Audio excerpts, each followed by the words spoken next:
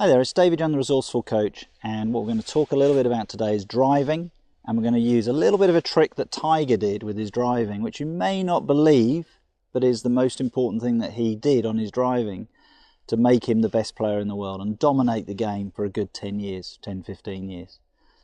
And we're going to look at it, and we're going to break it down also into 3 different levels of player as well. But let's talk about what Tiger did. Now, Tiger was known mainly for his power, and he had extreme power. But what he realised, which was really important, accuracy was still just as important as getting that power. There's no point hitting the ball 300 yards if he's 70 yards offline, in trees, in rubbish. And what he learnt to do was, in certain situations, he would learn to get the ball into play. And one of the shots he created is what we call a stinger shot. It was a shot that he played with a long iron, and he would just get the ball in play. And there were certain holes through his career when he played them, and they played regularly at some courses, the Players' Championship at Sawgrass.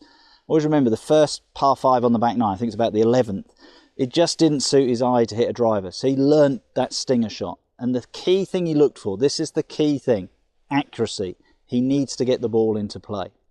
So this is what I want you to do. And we're going to talk about 3 different levels of player. We're going to look at a player shooting around 75, a player shooting 85, and a player shooting 95.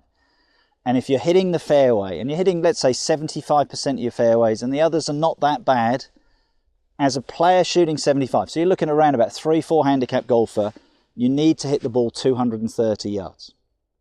For the 85 player, 190, and for that player looking, as I said, get under that 100, around 95, you're looking around about 160 yards. Now that may not sound a lot, but you think about it, you've taken a big chunk of the hole out of the way and you're in the fairway.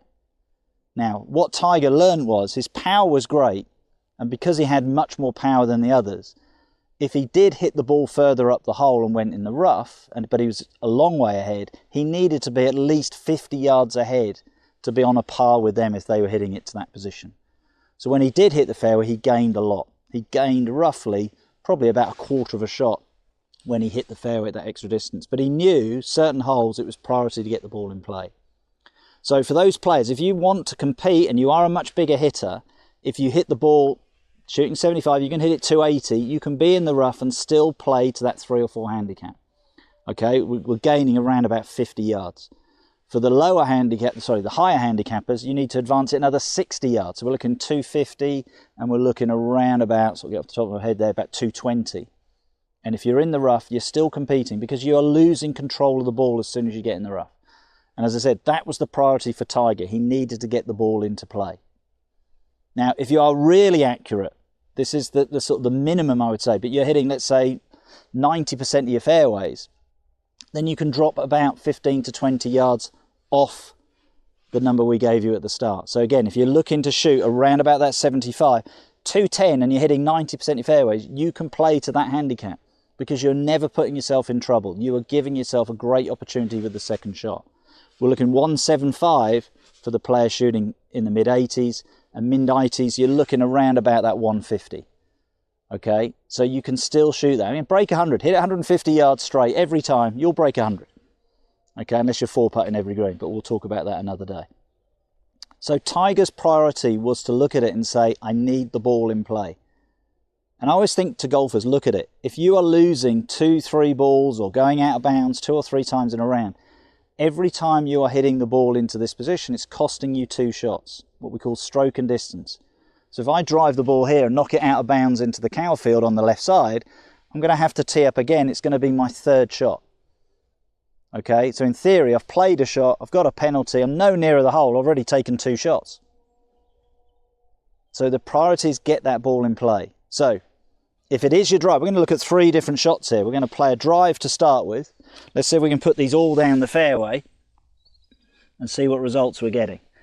Okay, so we're here on the 6th hole at Corinthians. It's a 410-yard par 4, winter conditions. I know the post down there, the 150 marker, so that would be 260 if I hit it down to that. That would comfortably play scratch golf, if not better. Okay, in winter conditions, I'd take that all day long. But we're looking, if I want to shoot around that mid-70s, we're looking for that round about 220, 230. Yeah, 230 would be good. Okay, most important thing, did I find the fairway? probably just caught the right edge. That's okay, that would be all right.